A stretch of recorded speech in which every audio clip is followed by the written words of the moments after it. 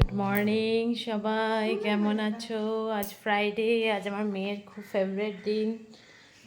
কারণ ফ্রাইডেতে ও 7টার সময় উঠলেও হয়।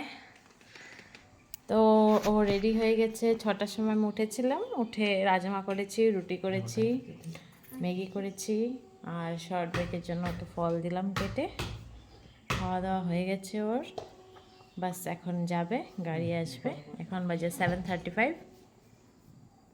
মা। আচ্ছা, তুমি বানতে পারবে? হ্যাঁ, অল্প অল্প। অল্প অল্প?